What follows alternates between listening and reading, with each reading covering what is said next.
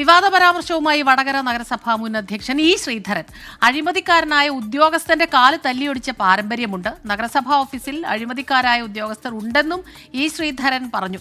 വടകര നഗരസഭാ office shopping കോംപ്ലക്സിന്റെ ഉദ്ഘാടന ചടങ്ങിൽ ആശംസാ പ്രസംഗം നടത്തുകയായിരുന്നു ഇ ശ്രീധരൻ. മിഥില ബാലനാണ് ചേരുന്നത് വിവരങ്ങളുമായി കോഴിക്കോട് നിന്ന്. മിഥില, ഇതുപോലെ പറഞ്ഞു കുടുങ്ങിയ നേതാക്കളെ നമ്മൾ സ്ഥിരമായി ഇപ്പോൾ ഒരു പതിവ് കാഴ്ചയായി മാറുകയാണ്. ഇദ്ദേഹം ഏത് സാഹചര്യത്തിലാണ് ഇങ്ങനെ പറഞ്ഞത്? സ്മിത നേരത്തെ പറഞ്ഞതുപോലെ തന്നെ വടകര നഗരസഭ ഓഫീസ് ഷോപ്പിംഗ് കോംപ്ലക്സിന്റെ ഉദ്ഘാടനത്തിന് ആശംസ പറയുകയായിരുന്നു ഇദ്ദേഹം.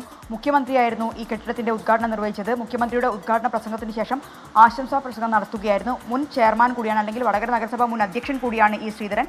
CPM നേതാവ് കൂടിയാണ്. അദ്ദേഹത്തിൻ്റെ വാക്കുകളാണിപ്പോൾ വലിയ വിവാദവും അല്ലെങ്കിൽ ചർച്ചാ വിഷയവുമായിരിക്കുന്നത്. അദ്ദേഹം പറഞ്ഞ ഒരു കാര്യം എന്നത് വടകര നഗരസഭ ഓഫീസിൽ എല്ലാ ഉദ്യോഗസ്ഥരുമല്ല, ചില ഉദ്യോഗസ്ഥർ അഴിമതിക്കാരാണ്.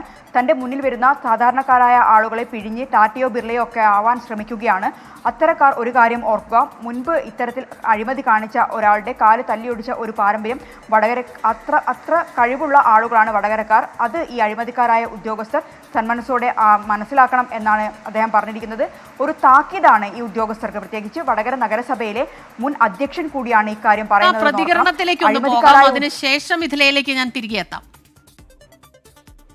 ഈ സർവീസ് കാലത്തിനിടയിൽ തന്നെ ടാറ്റയോ ബിർളയോ ആയി കളയാമെന്ന നിലയിൽ തൻ്റെ മുമ്പിൽ വരുന്ന സാധാരണക്കാരനെ പിടിഞ്ഞ് ഈസ വീർപ്പിക്കാനുള്ള ചില ശ്രമങ്ങൾ, എല്ലാവരുമല്ല, വളരെ നല്ല പ്രഗത്ഭരായ ഉദ്യോഗസ്ഥന്മാരൊക്കെയുള്ള നഗരസഭയാണ് വടകര നഗരസഭ. പക്ഷെ ചില ഉദ്യോഗസ്ഥന്മാർ ഇതൊരു കാശ് പിടുങ്ങാനുള്ള ഏർപ്പാടാക്കി മാറ്റുന്നതായി പറയപ്പെടുന്നുണ്ട്.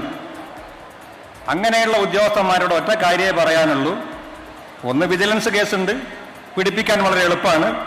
അതിനേക്കാളും പ്രധാനം, വടകര നഗരസഭയിൽ പണ്ടൊരു ബിൽഡിംഗ് ഇൻസ്പെക്ടർ ഉണ്ടായിരുന്നു. പൈസ കിട്ടിയാലേ കെട്ടിടത്തിന് ലൈസൻസ് കൊടുക്കൂ എന്ന നിർബന്ധമായിരുന്നു. അവസാനം ഐസ് റോഡിൽ വെച്ച് അയാളെ കാല് തല്ലി ഒടിച്ചിട്ടുണ്ട്.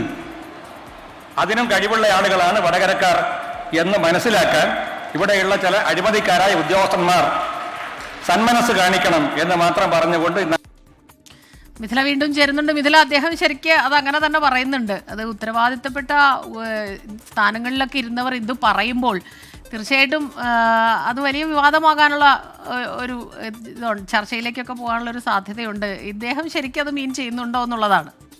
ഒരു ഓളത്തിലങ്ങ് പറഞ്ഞു പോയതാണോ?